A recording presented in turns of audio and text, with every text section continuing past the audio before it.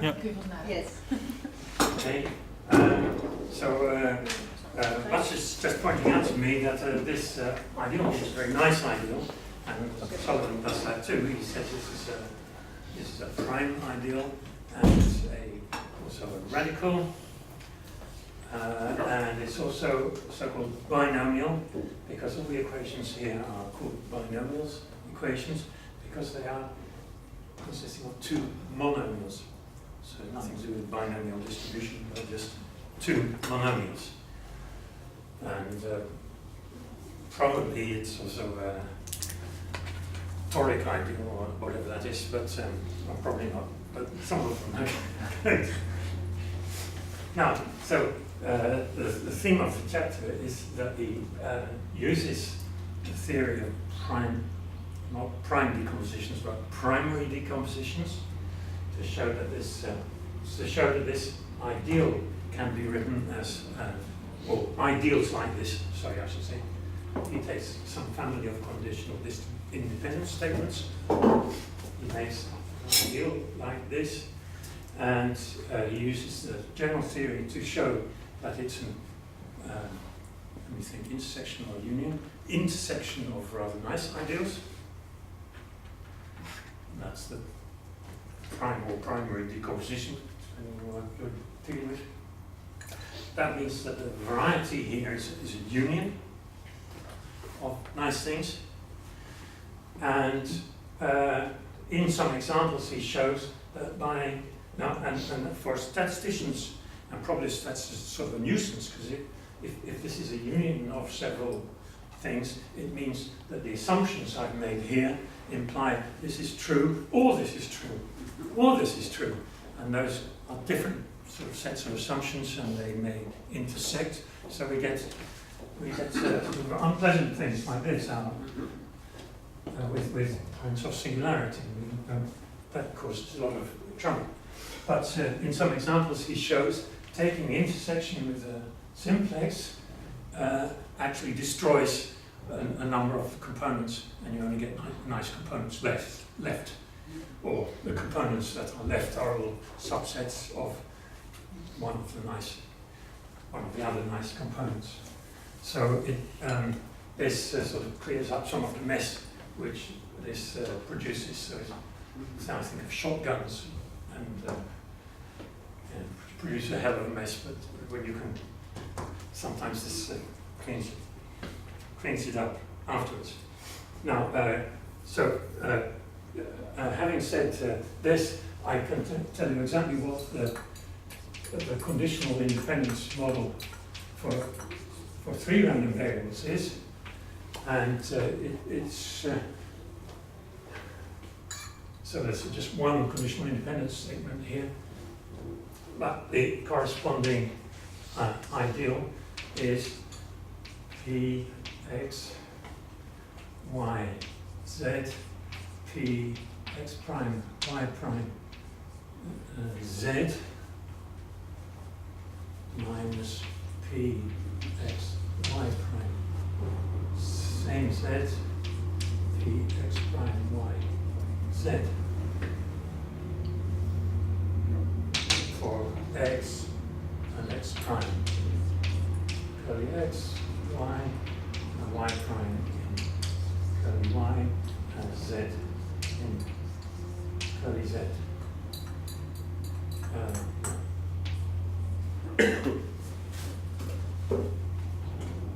So you have sort of different ways to think about what this is. And for a statistician, this is just saying the odds on x against x prime given y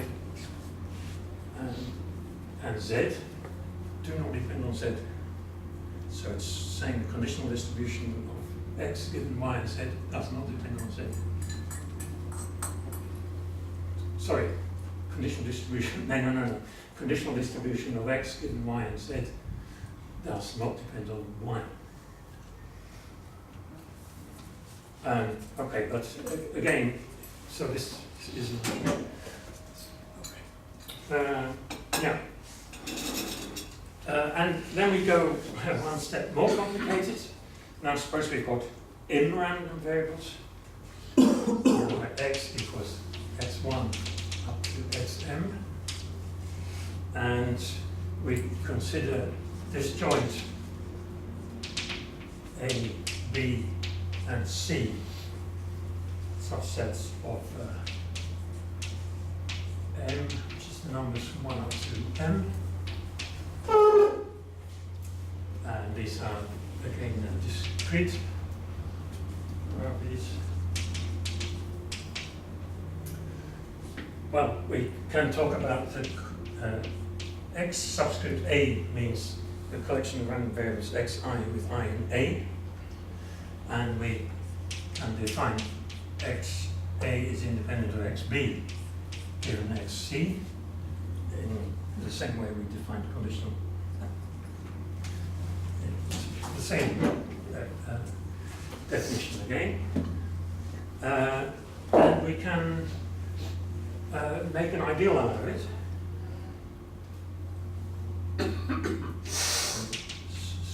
Curly C is now just this single conditional independence assumption, and then it defines I. Well, it defines I of C is going to be the. This is where the notation gets horrific, but sort of obvious. We replace x, y, and z here by vectors of x.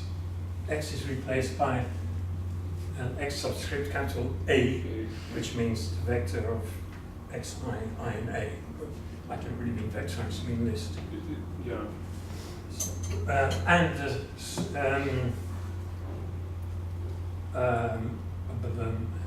See, yeah.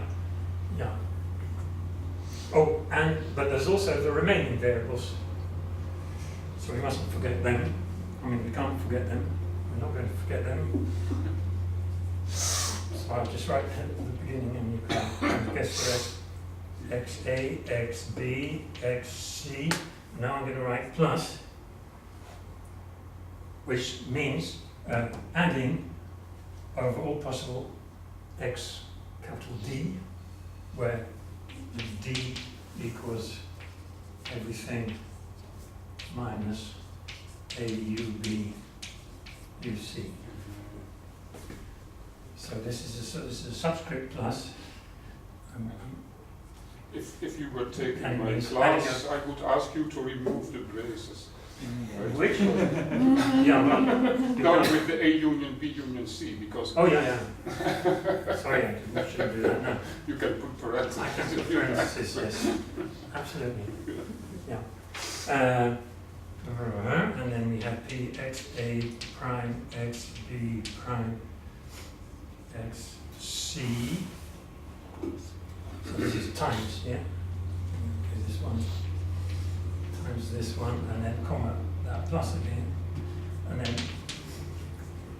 So sorry, plus means xd or means something? Plus means summation of all possible xd's, of summation of all xd's. So this is a huge summation over all the variables which are not mentioned here. Maybe that could be made easier by taking a product of ideals or so, right? Hopefully. Eh, Maybe. I know. Yeah. Yeah. Yes. Well, Okay, so I'm not going to fill. I didn't get to more things, but okay. So it's Okay, but now you wrote xc prime, I think. sorry. You wrote xc prime, and that's maybe not right? No, it's xc Yeah, comma. prime is in the wrong place here. Yeah, but it's also And the same that field. should- No, yes, there's x prime A, x prime B, not prime B. Yeah. And are you working with 1A, 1B, and 1C, or are you using So all at the kinds of moment- triplets, or? Okay, so I'm talking at the moment about just 1A, 1B, and 1C. So this is a set of conditional independence assumptions consisting of one conditional independence assumption. Because in a moment, and then what he does is talk about, you expand this to collections. a whole list of conditional independence assumptions, and then you expand this list also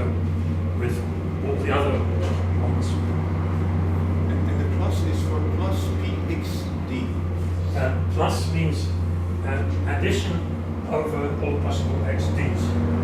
So I could write here. But it's also an index, a subscript. It's also a subscript, yes. It's plus it's a subscript. It's a fourth subscript. There are four subscripts. Yeah. There are four subscripts here. And each one of them is possibly a vector. And when you see plus here, it means I'm actually adding over all possible values. Could be there. So the d is fixed, but xd could be anything.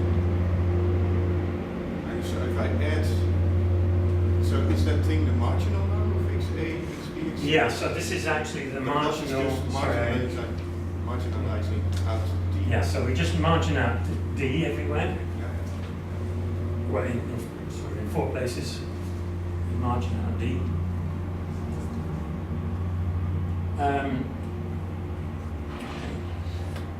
He shows in some examples.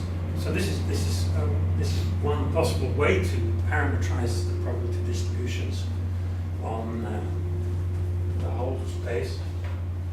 That's one cross.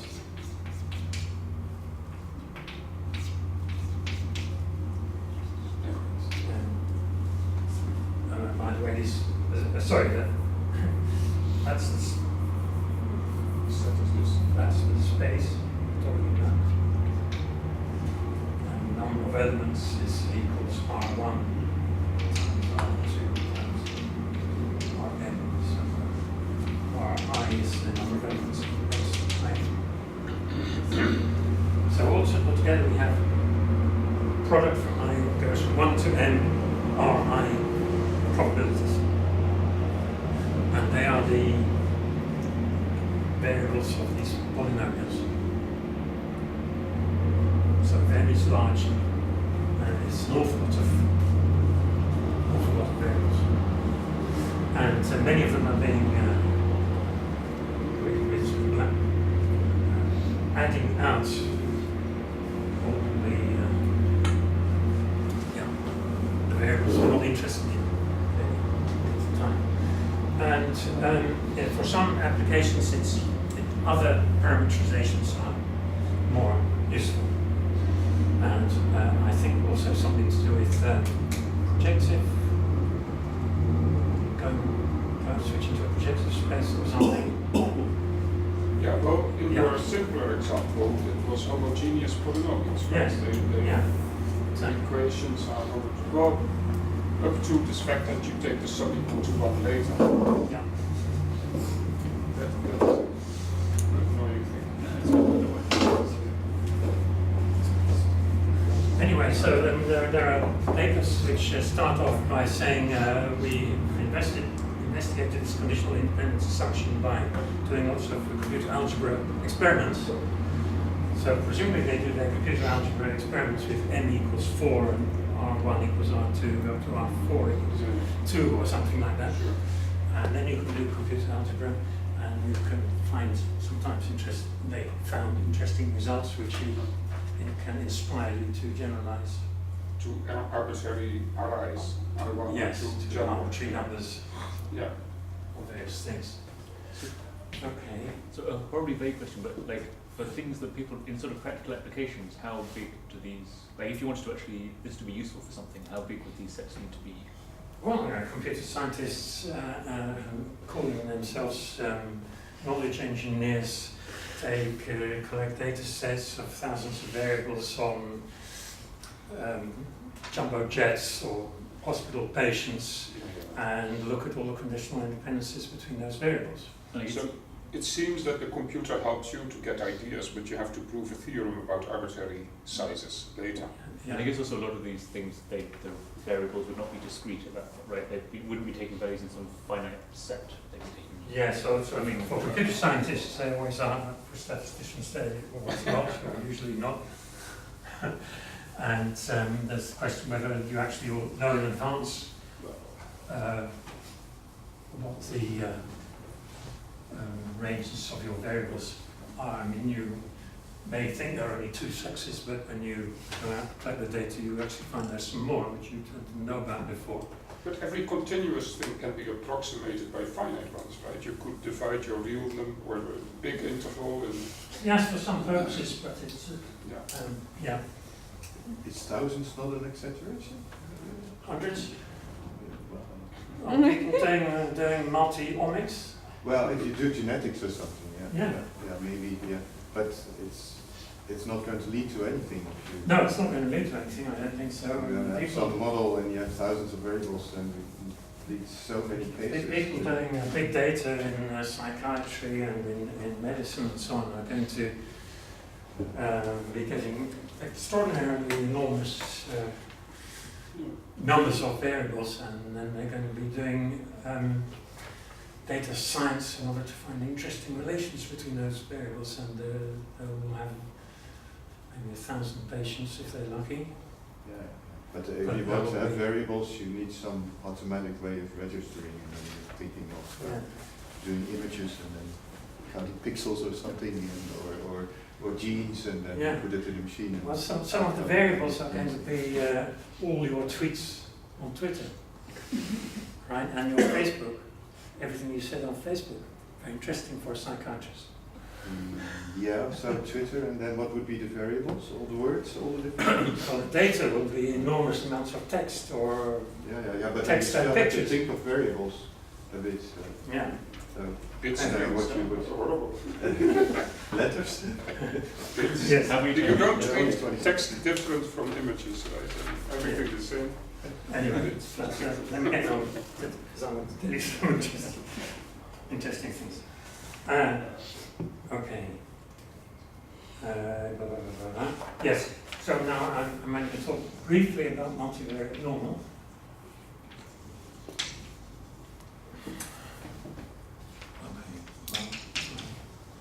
Variate normal distributions.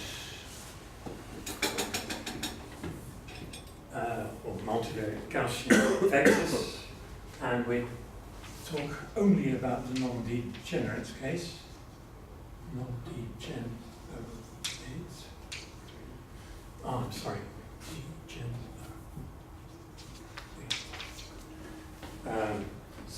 So now x is a vector of length n, random variables, and we say it's normal with mean vector mu and covariance matrix sigma, and this is a m. X1 or 2xm, and these are real random variables, and this is enabled by m positive definite matrix. And when we say this, this means that these n random variables have a joint probability density with respect to the Lebesgue measure, which is equal to 1 over the square root of 2 pi to the power n determinant of sigma. That's why it has been on all the reasons. X minus half x minus mu transpose sigma minus 1 x minus mu. Okay, so this is now a universe of what we're talking about, not so n is fixed, sigma and mu can be anything, and we're talking about these probability distributions. And by doing some analysis, you can find out that the where did I write it? You can work out what is the conditional probability distribution of some of these random variables given some others of these random variables.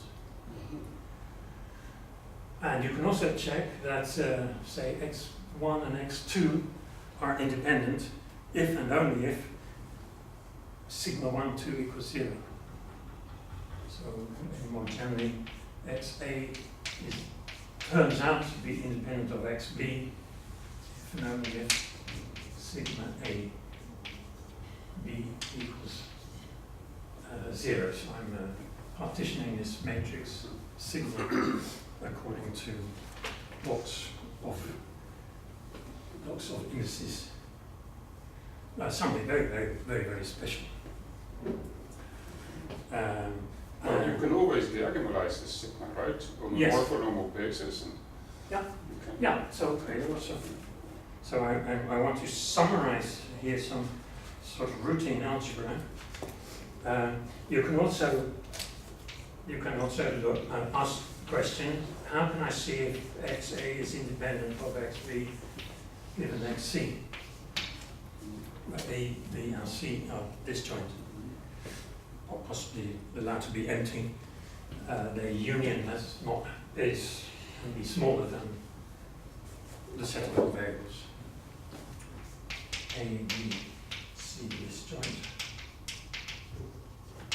and contained in what he calls square brackets M, which is just 1 up to M. So then, I'm not assuming that A union, B union, and C is everything. Well, so how should we do this? We investigate this by computing the law of X A union B given XC.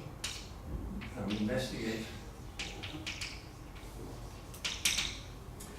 the law of X A U B given C, and then we when we do this, and in fact, if you take any A and B, you'll find that the law of XA given XB is also a multivariate normal law. Here, A and B are disjoint, and the formula is this is normal. The mean vector. So I have to tell you what values we got. I may make a mistake now because I'm saying this out of my head. You get the original mean of these variables, but then shifted because you learn that XB is XB. And this is how it's shifted XB minus mu B.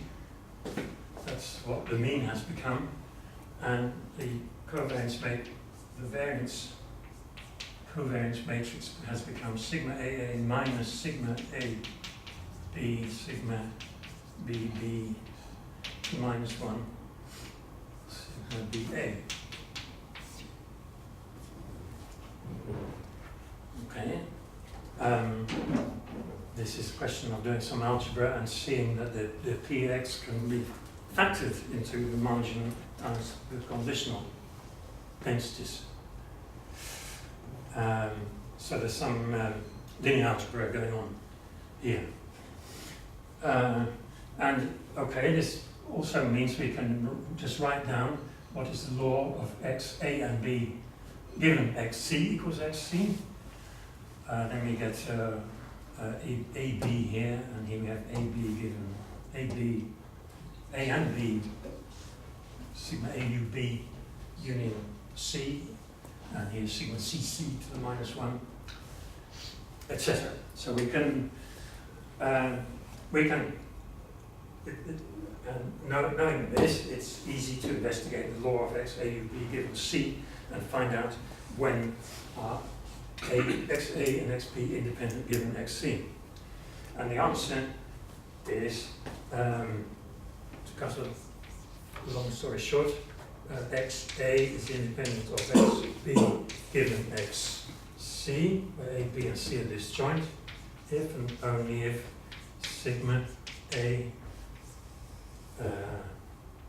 B minus sigma AC sigma CC minus 1 sigma CB equals 0.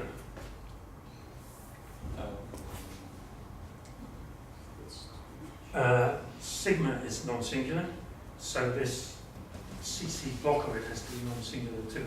And so this is a square. Yeah, it's positive definite. This is also, yeah, the whole thing is positive definite. So this diagonal block on the diagonal is also positive definite. So we can compute this. Now this whole expression is Let me think. It's pretty clear that this is a collection of polynomials. Sorry, ratios of polynomials.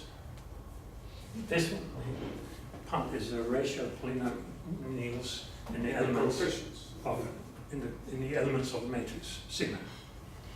Except that you invert, you have to invert the determinant of Yeah, well, in inverting you have to write 1 over a determinant, so Yeah. it's a rational function. It's a It's rational. a rational function. It's but a the rational denominator is very modest. So It's a rational function, but the denominator is very clear. yeah, there's a very It's one determinant that you. there's one determinant, and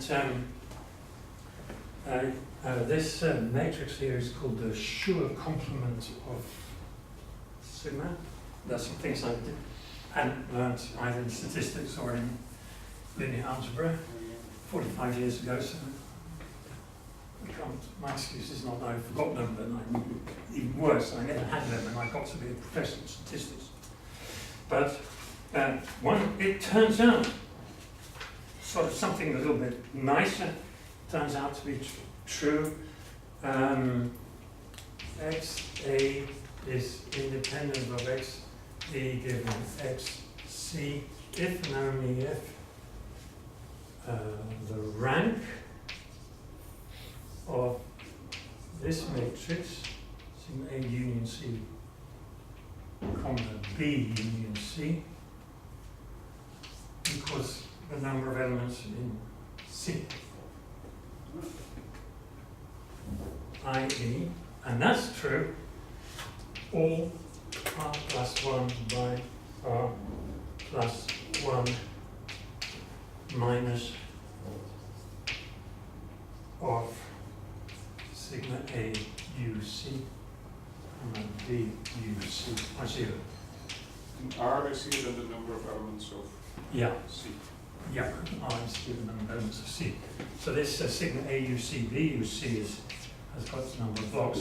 Sigma C C, that's square. And so A here, B here, C here, C here, A B, sigma C B. So the first columns. So this is the matrix we're talking about. We already know this part is non-singular, and that equality written over there turns out to be this. So it's even better than a rational function. It's we have a number of we have polynomial constraints. Right. So you can sort of guess what he does next. So if we have a collection of conditional independence statements, we can define the ideal JC is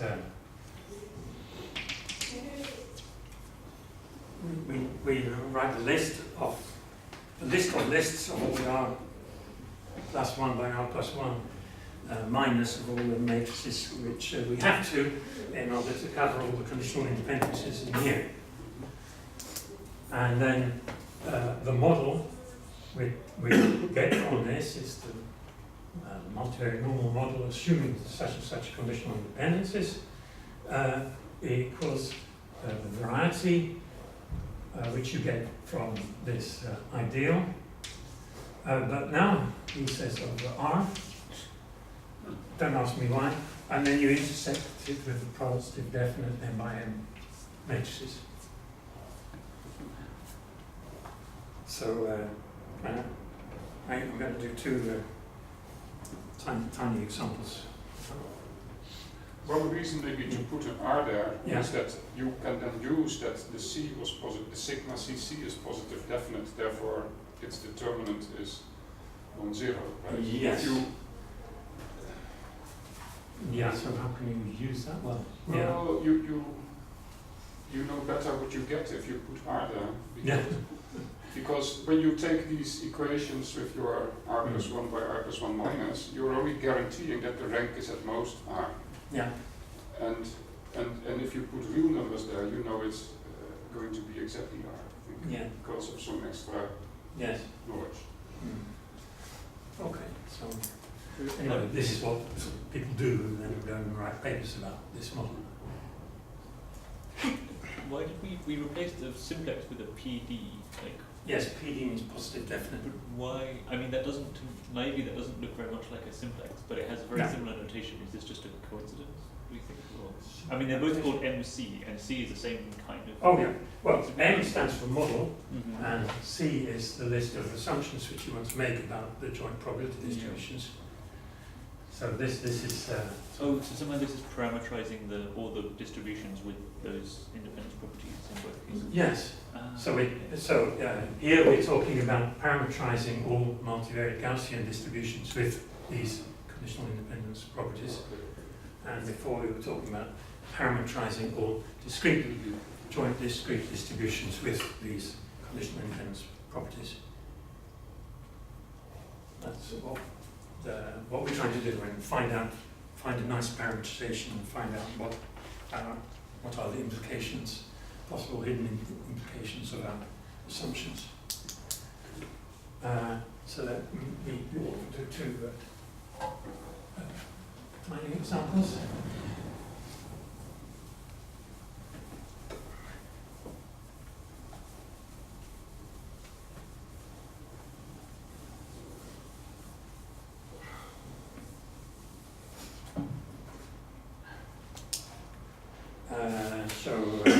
Example.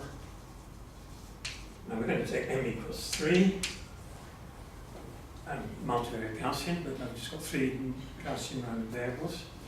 And my model is going to be x1 is independent of x3, and x1 is independent of x3 given x2.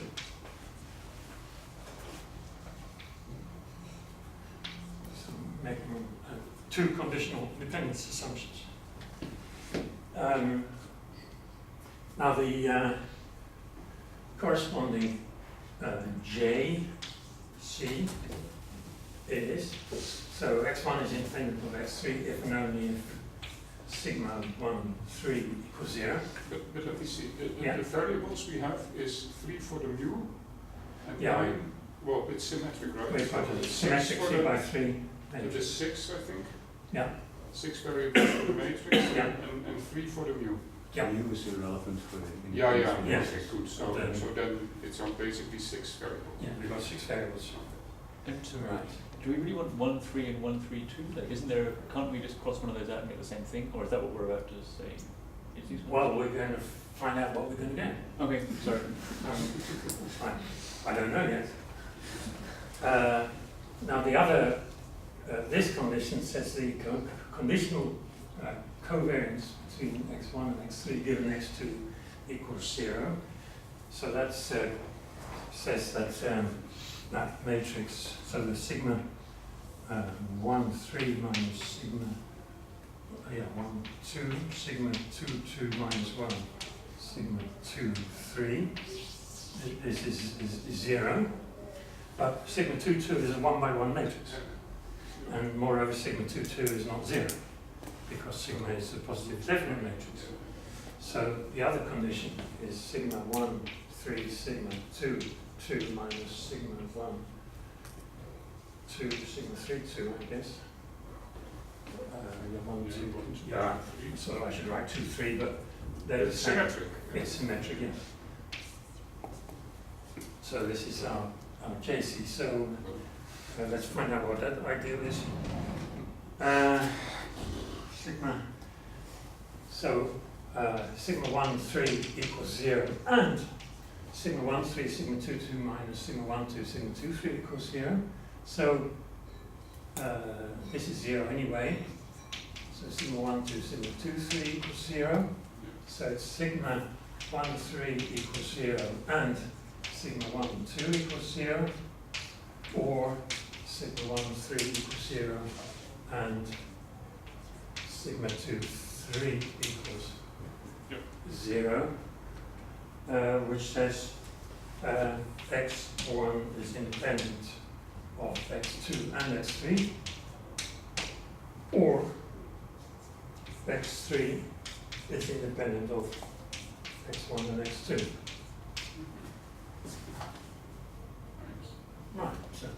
Nice. And now the idea is that we can use some algebra later to get this too, because Well, this could have been got with some algebra, so then you because this is the prime decomposition This is of a- blah blah blah blah so blah blah blah blah we'll blah. see that next time, that there's some general way of getting into the Yes, But there are yeah, we can do this without. there are computer algebra programs which will do this for you. Okay. Yes. Also, if your matrix is bigger, Yeah. Also, if your matrix is a bit bigger. I hope. No, I suppose so. Yeah. Second tiny example. C equals x1 is independent of x2 in x3, and x2 is independent of x3. No, actually, there's going to be one of the list of 5 axioms of conditional independence, which tells us, so from probabilistic considerations directly, that this implies that x2 is independent of x1 and x3. But okay, you don't know this yet because I haven't told you the corresponding axiom of conditional independence. But so the picture here would be x2 is independent of x3, so if I want to make x1, x2 and x3, I start by making x2 and x3 without independently on 2 separate computers, no communication, and I've got x2 and x3, and then this says, now we've got to make x1 still. It says that in the distribution of x1 given x2 and x3, x1 only depends on x3. So first of all, I generate a value of x2 and a value of x3, and then using the value of x3, I make x1. And in that process, x1 and x3 have been made without any knowledge of x2. So this is jumping ahead to so-called graphical models and directed acyclic graphs and things. So, I can tell you in advance, we know that this is going to imply x2 is independent of x3 and x1. And so you can write down the JC as before. And to cut a short story very short, it turns out to be, again, getting an or. Sorry, or an and, whatever. And we get an and. We get either sigma 1, 3, and sigma 2. 3 is 0.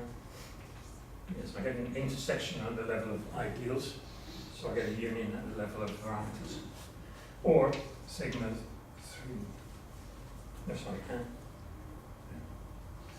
No, sorry, no, the model becomes and, becomes or. 2, 3. But this has got no intersection with positive definite matrices, because sigma 3, 3 has got to be greater than 0. So we can forget about this. So we've got sigma 1, 3 and sigma 2, 3. And that's what I told you, x1 and x3 are together are independent of x2. Because this says x1 is independent of x3, and x2 is independent of x3. And from multivariate normal, we know that several x's are all independent of the same other x, that X1 all together are. No, but something is wrong, because you said x1 depends on x3. Is Now you say it's what, 0. what are you writing up? Sigma 1, 3? That's not. Then I made a mistake. No, 3, right? 2. X2. Yeah, so whatever I've written down, this 2 and 3 yeah, 2 is independent of 1 and 3. 1 and 2 maybe is the first one. 1 and Well, 2. because the first Sigma one 1, is sigma 1, 2, you're 3. right, because 1 is independent of 2. The answer I want to get is x2 is independent of x1, comma x3. Yeah. Yeah, so you So go sigma to 1, 2 should be have here. sigma Oh, this must be 1, wrong. 2 to be 0. Yeah. Okay, which is actually what I've written in my notes. Ah, you should get better glasses. Yes. Okay. But what does the intersection sign mean? Well, this is an ideal, so this is our whole load of polynomials, and this is another load of polynomials, so Why this is do you their need to intersection. take the intersection?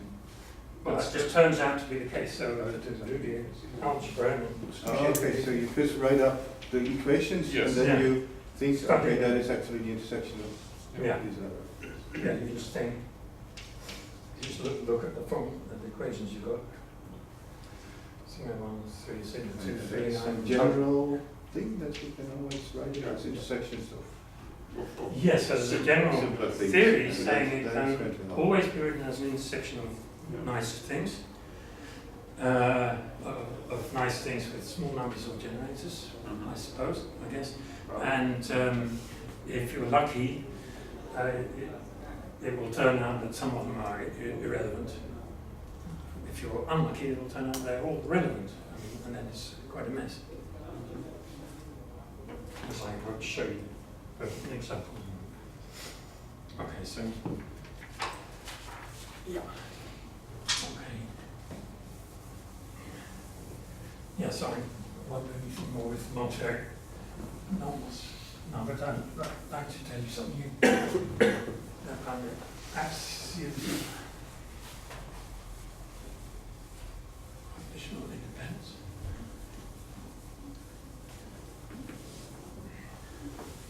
So especially in computer science, people like to think about suppose I have a collection of probability if I have a joint probability distribution of a heap of random variables, so I've got P joint probability distribution of x1 or 2x m. When you study these random variables, if you have data of these random variables, or if you have background knowledge about these random variables, you might be able to write down a list of conditional independencies, which may be true. So to every joint distributions, there corresponds a family of conditional independence statements. If I give you one joint distribution of n variables, I can come up with a list of conditional independence statements. The list of conditional independent statements, which are true for that list of random variables. So this is a C which depends on P, the joint distribution we started with.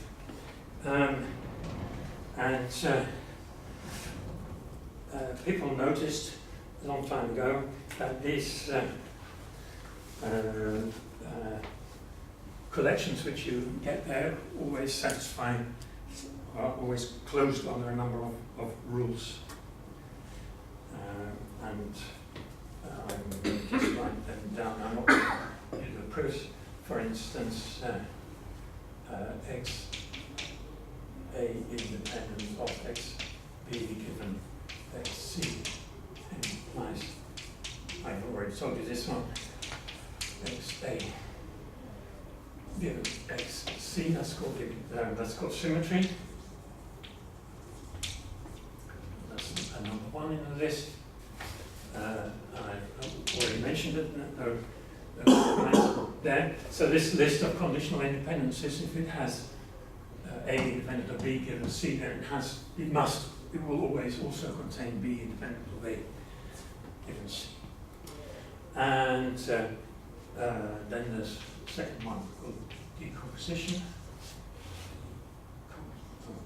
Decomposition, which is x a independent of x b u d given x c implies x a independent of x b u c. So I've conditioned on x c on both sides, and I've just dropped x d going from left to right.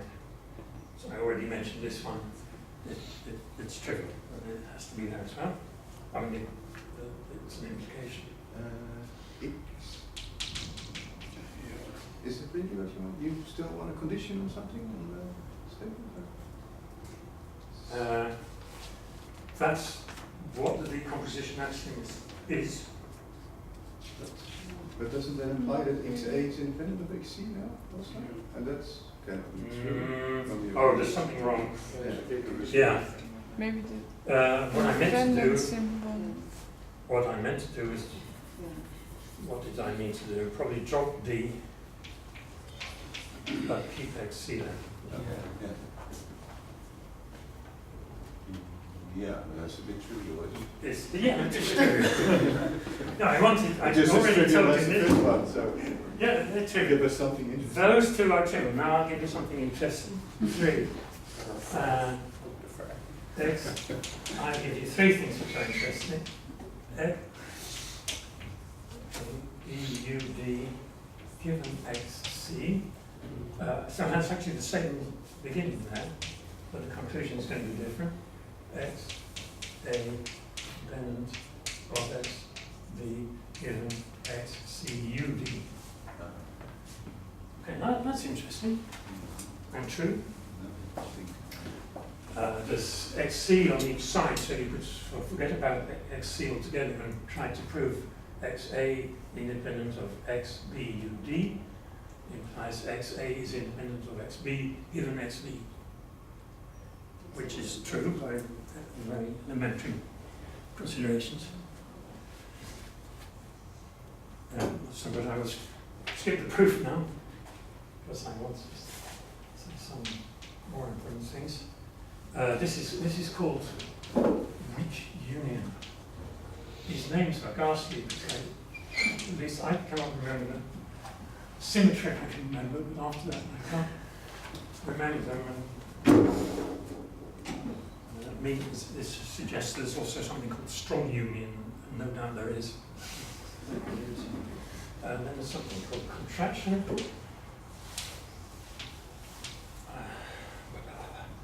And it's XA independent of XB given XC union D, and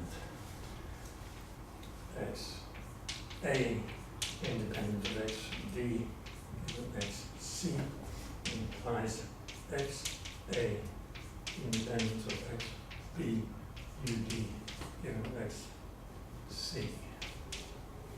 So actually it's a converse of the 2 and 3 together, I think. Well, whatever. It's easy. And then there's the fifth one, which is the one which is sort of not true.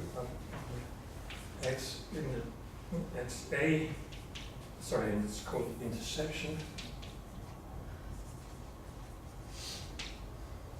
I guess you wanted to condition on C union D in the contraction, the first one. Yeah, I did.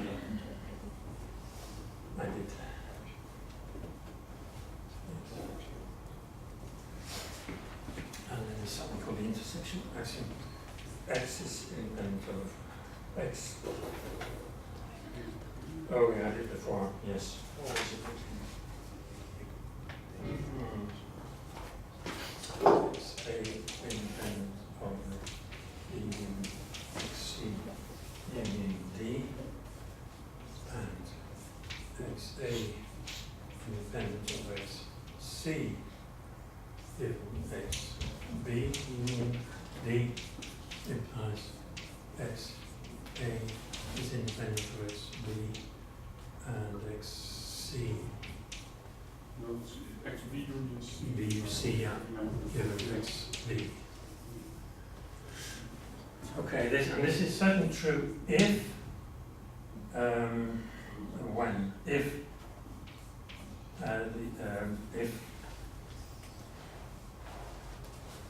X, B and C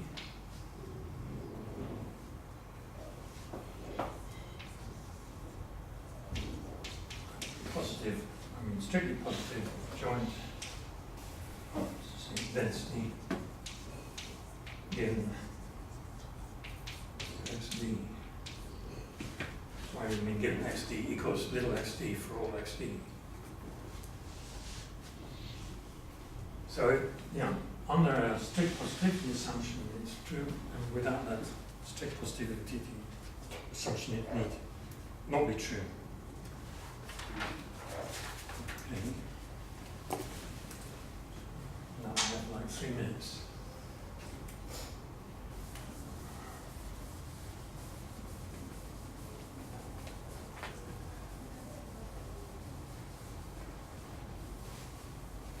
So one of the things Sullivan does in the third section is he studies this action and he leaves out the xd altogether. So he considers the sort of easier version of this. X is independent of y given z, and x is independent of z given y. He asks, when does that imply that x is independent of y and z? And he studies this by looking at the ideal and decomposing it into a union of prime ideals, which are all very simple. And his proof is actually by elementary probability computations. So I can do the proof without any algebra, and it's very, very easy.